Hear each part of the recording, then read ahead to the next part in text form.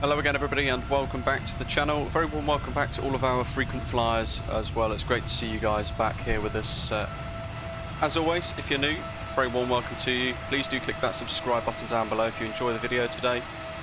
Give the video a little like and also share your thoughts in the comments below too. We're heading over towards Sicily at the moment to fly into the tricky approach at Reggio Calabria.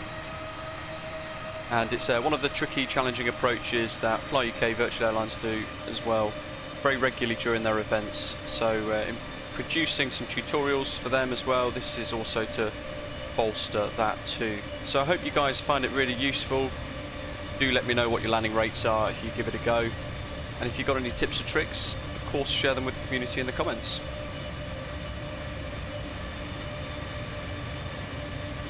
Taking a quick look at Navigraph then. And we're currently flying towards Burmi, which is just here.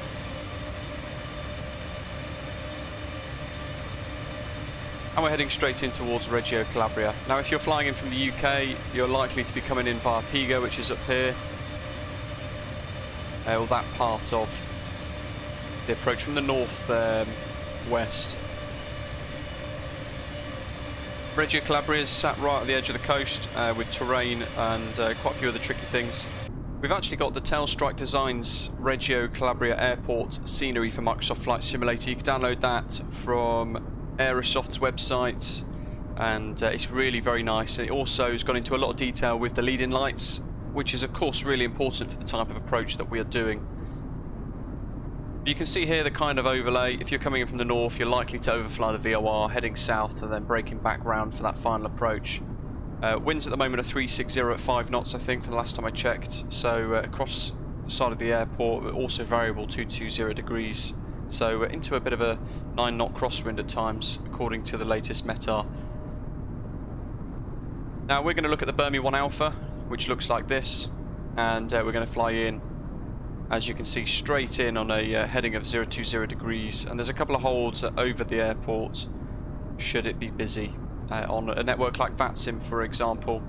Then we're going to head in and approach the visual approach circle to land runway 33, and it's using the LOC Alpha arrival, which comes in via Dedra, which you can see in the center of your chart screen there. This is Navigraph, by the way, folks. Of course they're Jeppesen charts, really amazing quality, but they're for flight simulation use only. And if you guys want to get your hands on these charts, just head to navigraph.com and you'll want the ultimate subscription. So you can see this is approach here. Let's get that programmed in and then we can talk about what we might need to do, because we're almost at Burmi. So LICR, arrival. Down we go to LOC 00 Alpha, no starts, no transitions. You can click approach vias, and we want to go in via Dedra, and let's hit insert. There we are. This is using the latest experimental branch of the flybywire A32NX as well, of course. So we're now in the star, effectively, as we're going to turn at Burmi. Flying the green dot, or just above at the moment, because I'm conscious we're going towards the airport fairly quickly. We're at 6,000 feet, and the QNH 1019er at the moment. I'm going to go ahead and head into the performance page, and I'm going to make sure all of this is in at the moment. There you go, there's the METAR 350 at 9, it's also variable 220 degrees. Transition altitudes, temperatures, QNHs are all set. Everything except for baro. So I'm going to go ahead and activate approach phase, and I'm going to go back into managed speed. So the aeroplane's going to fly itself at the green dot, and we've got constraints on as well. So baro and everything else in the charts as we approach Reggio Calabria in the distance. Inbound at Dedra, you can see here overflying the VOR at 6,000, but actually we want to be at 11 DME at 3,000, which is just after Dedra, and that's in 20 miles. So very shortly we need to start a descent down to 3,000 feet. We're going to make sure the lock is tuned to 109.3 because it's initially a lock approach, similar to an ILS effectively, but we're going to have to manage the glide slope or the glide path ourselves. And then at the outer marker here, or the Reggio Calabria NDB, we should see lead-in lights. Lighted bar at middle marker. 4 lighted obstacles, 3 lighted checkerboards, and at least 1 PAPI wing must be operative. And the PAPI is obviously where the runways, at the side of the runways, the 2 red, 2 white that we'll be looking out for, and a nominal altitude of 750 feet for starting the turn at the barrel lights at the middle marker. Our minimums at the bottom here: ceiling required, category D aircraft can't do it, category C, which is the A320neo and similar size of aircraft performance, 1,630. And of course we also need to make sure we've got the VOR of 111.1 tuned. Airport elevation is 95 feet, and a missed approach altitude, or instructions, sorry, is proceed to NDB, then climb to 4,000, turn left, direct to VOR to be reached not above 3,000, then proceed on a radial of 336 RCA to Londa to be reached at 4,000, and then it'll be a hold there, as you can see on the little box on the charts. There's the visual manoeuvring, so the middle marker where the NDB is, we should then see the lock, the offset lock come to an end. The lighted checkerboards we should be able to see as well, fairly visible, along with these lit obstacles at night time, and then we should see the sequencing lights taking us all the way to runway 33. It's a 3.5 degree rate of descent. So let's get all of that tuned in. We're going to a bit of multitasking, start that descent, and we'll start with the Barrow because that's the page we're on, 1630. There's our minimums gone in there. We're landing config full. We're going to need medium auto brake for this landing as well. And in the RadNav page, we need to tune 1093, 325, and 111.0, which is the RCA VOR. We can also type in RCA there and lock it in. Like so, 23 miles to go, wow. Laps 1. Medium auto brake. Ground spoilers armed, and all the lights, seatbelt signs as required. Cabin secure. Flight attendants, please prepare for landing. Let's click LS mode. VOR 1 and ADF 2 can go active, and you can see now we've got the magenta line as well, telling us we're 20 miles away from lock 0. Let's bring that zoom in a little bit. We'll do 1,200 foot per minute for that rate of descent. So when we get to 4.5 from RCA, which you can see on the nav display here, so the lock is slightly different to the VOR because it's an offset localizer, and of course we can't use that for the actual final approach. It's just that lock for the initial bit until we turn the autopilot off. But the VOR at RCA, the charts show us that it should read 4.5 on the nav display down here at VOR 1.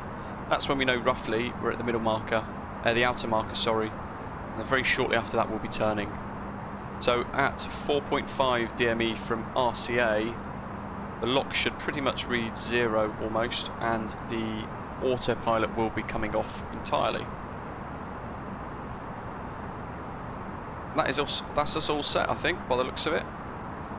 There's of course a load of other additional approaches, the lock Charlie, lock Delta, and all that sort of stuff as well. So the lock Alpha is obviously the one that we want to use for the purposes of today. What I find is really handy as well is to look at the taxi charts. You read through the airport briefings, it's full of really helpful information, but also this is what we want to watch too, or read. Runway 33 we can see is 2,058 metres long. So for that we obviously need to make sure we can stop in time. That's where we know medium auto brake is going to be really useful, plus reverse thrust. We are at the moment, laps 2, 65 tonnes. We are quite heavy.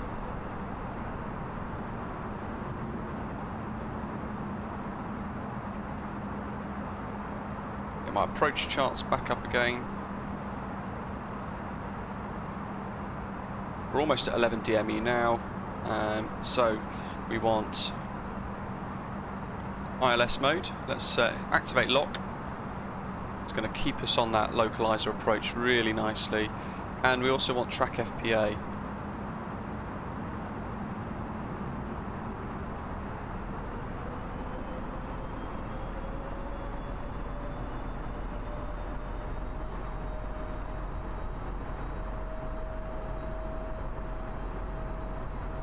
.5-degree descent angle, ground speed shown 160 at the moment, so that should be 991 foot per minute apparently. So we could, if we want to, select that.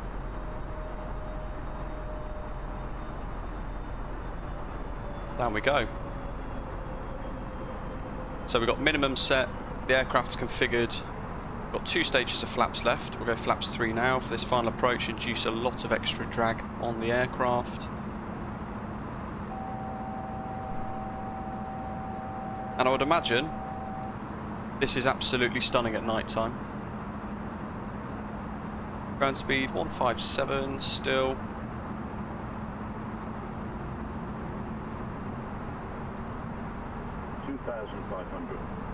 Gear down.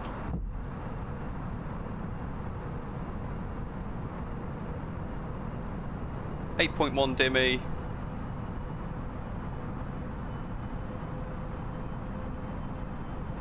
Going to level off here just to slow that rate of descent down. We'll do a -100 foot per minute for now. 7 DME, we want to be at 2,570 feet, so I'm a little bit low.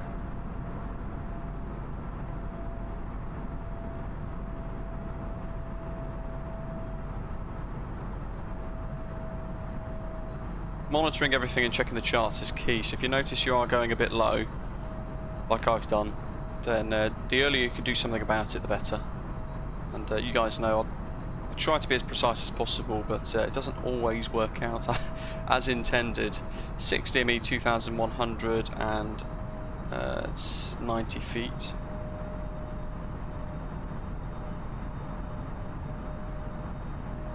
Ground speed's about 155.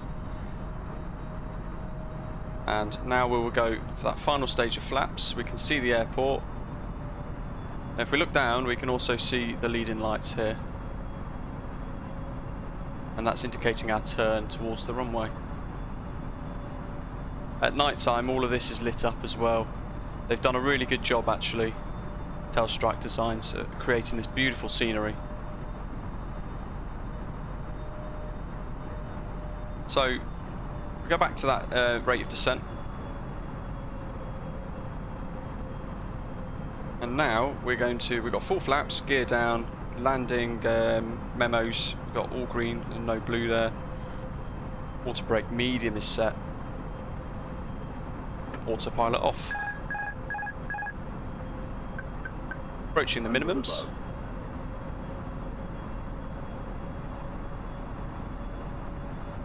Now we know at the middle marker, that's where we're going to be turning. We want to be at 750 feet for that. There's the outer.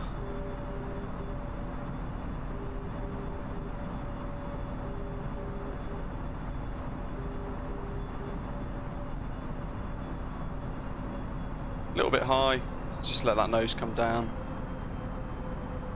There's one of the checkerboard signs. You get very low to this bit of terrain here as well. That's one thing to watch out for.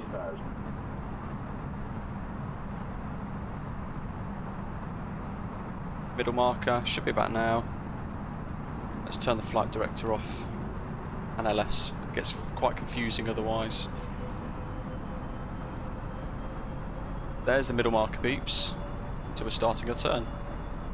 Just hear it off in the background there. Don't need a massive turn here.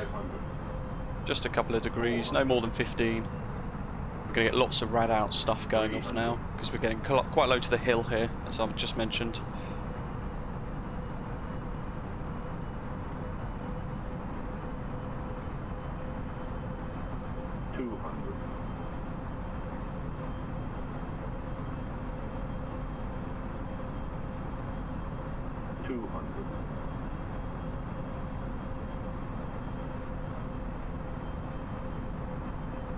100. 50, 40, 30, 20, retard, 5. And reverse. That nose wheel's down now, and we've got decel and reverse green.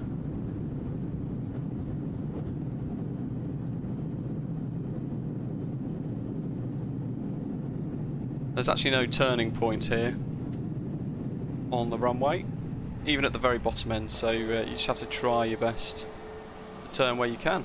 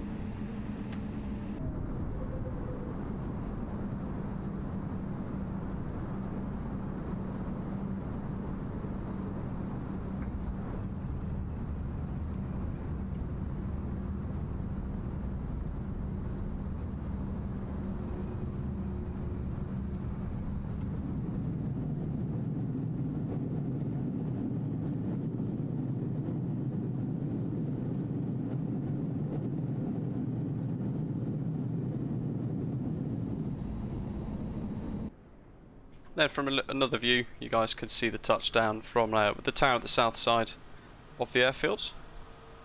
Did touch down a tad early there.